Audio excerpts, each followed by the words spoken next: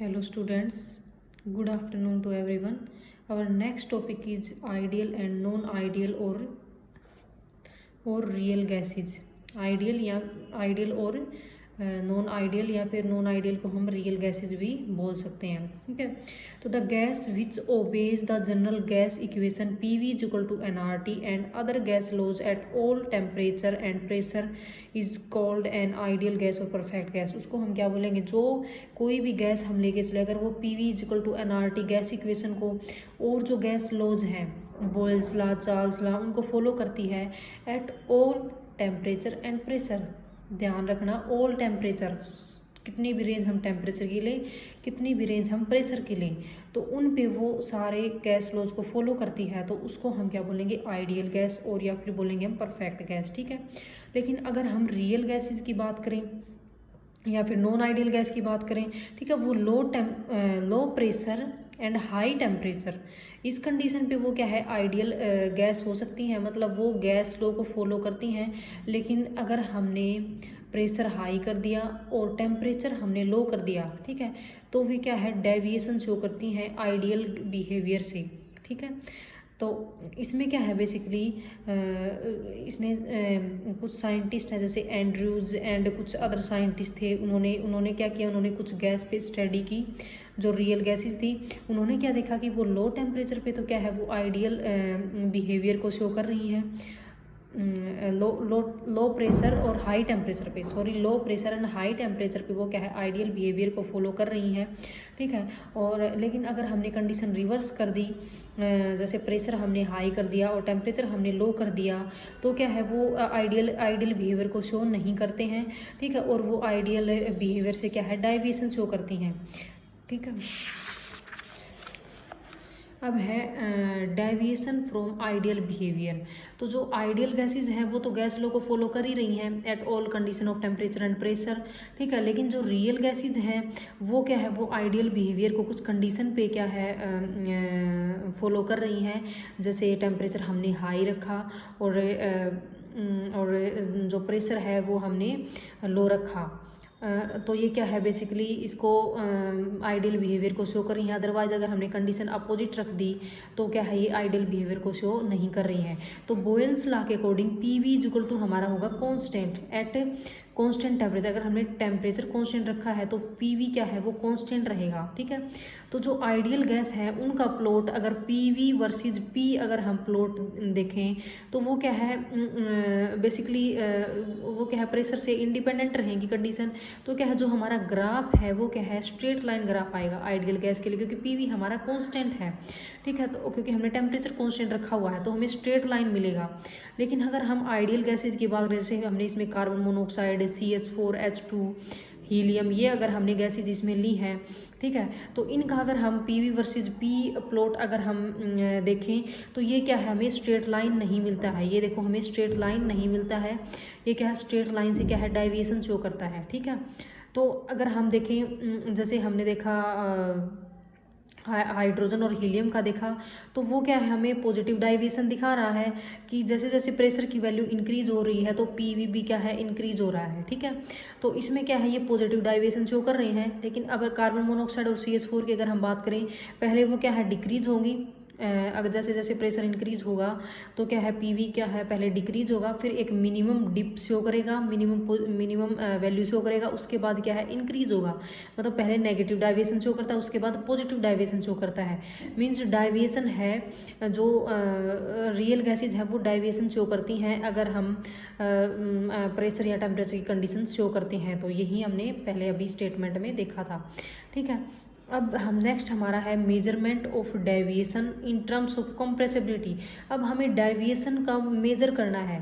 ठीक है, तो उसके लिए हम एक टर्म लेके आते हैं, कॉम्प्रेसिबिलिटी फैक्टर, उसको हम Z से डिनोट करते हैं।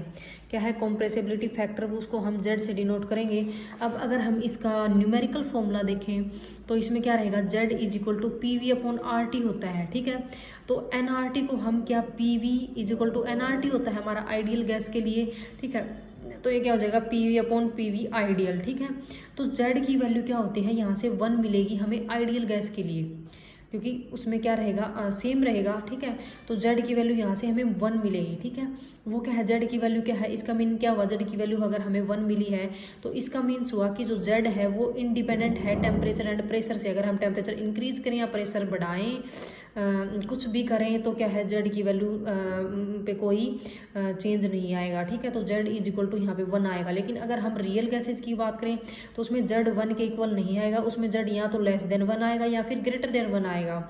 मीन्स या तो नेगेटिव डाइवेशन शो करेंगे या फिर पॉजिटिव डाइवेशन शो करेंगे, ठीक है। तो रियल गैसेज के लिए ये हमारी जेड की वैल्यू आती है, ठीक है। वो 1 के इक्वल नहीं होती, 1 से या तो ज़्यादा होते हैं या फिर कम मिलेगी हमें, ठीक है। तो हम ये किससे देखेंगे, हम टेम्परेचर और प्रेशर का इफेक्ट देखेंगे। अब हम कॉम्प्रेसिबिलिटी फैक्टर पे, फर्स्ट हमारा है effect of pressure on compressibility factor. Compressibility factor की हम डेविएशन देखेंगे। अगर हम प्रेशर क्या है, प्रेशर अगर हम इंक्रीज करें या फिर डिक्रीज करें, और टेम्परेचर हमने क्या रखा हुआ है, कांस्टेंट, जेड का जो डेविएशन है वो हम देखेंगे पी के अगेंस्ट, और हमने टेम्परेचर रखा हुआ है कांस्टेंट रखा हुआ है, ठीक है। तो हम इसमें क्या देखते हैं, जैसे real gas, sorry ideal gas के लिए तो स्ट्रेट लाइन मिलता है हमें ग्राफ। लेकिन अगर हम जैसे हाइड्रोजन या फिर हीलियम, इन गैसेज की अगर हम बात करें, हाइड्रोजन हीलियम की बात करें, तो इसमें हमें पॉजिटिव डाइवेशन मिलता है। मतलब अगर हम प्रेशर इंक्रीज करेंगे तो जेड की वैल्यू क्या है, इंक्रीज होगी, तो जेड क्या है, हमें ग्रेटर देन 1 ही मिलेगा।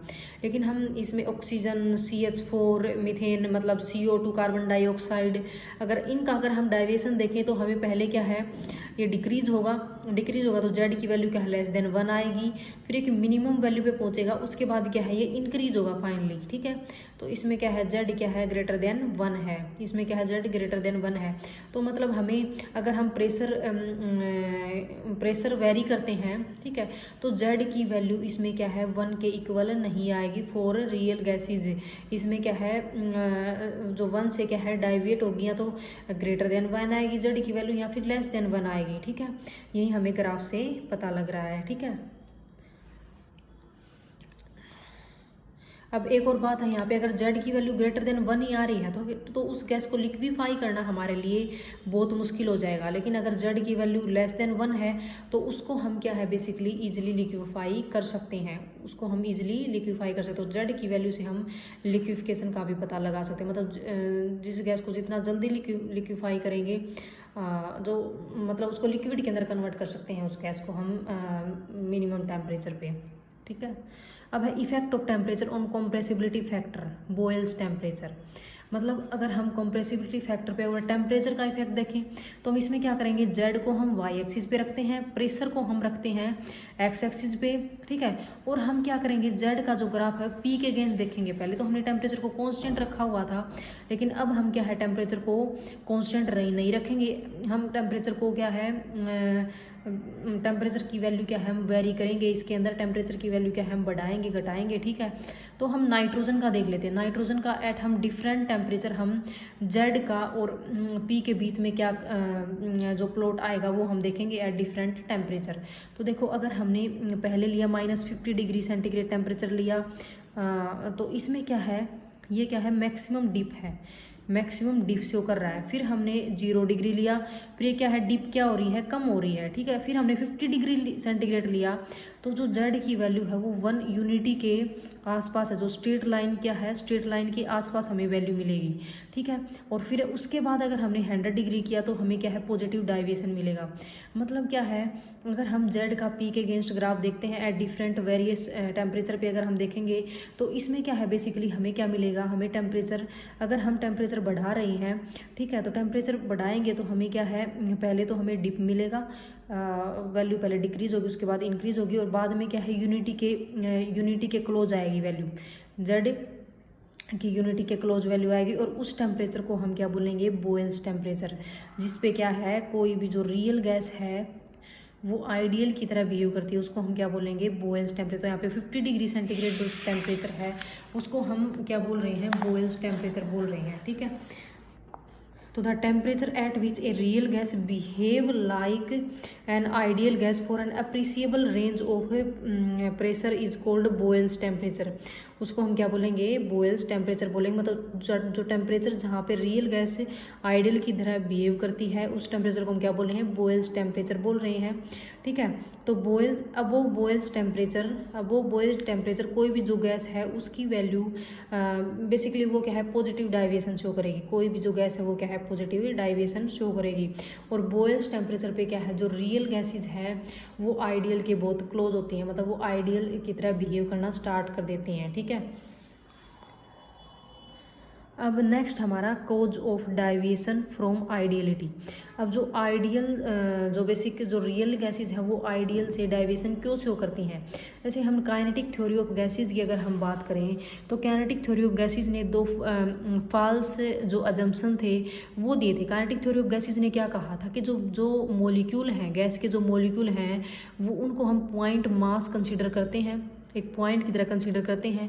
और जो उन्होंने एक इंडिविजुअल गैस मॉलिक्यूल ने जो एक उसने वॉल्यूम को जो ऑक्यूपाई किया हुआ है वो नेग्लिजिबल है as compare to total volume of gas. मतलब टोटल वॉल्यूम ऑफ गैस अगर हम लेके चलें, ठीक है, तो उसके कंपेयर में अगर हम एक मॉलिक्यूल की अगर वॉल्यूम को देखें तो वो क्या है, उन्होंने नेग्लिजिबल मान ली। मतलब जो मॉलिक्यूल की जो वॉल्यूम थी उसको उन्होंने नेगलेक्ट कर दिया, जीरो के इक्वल मान लिया।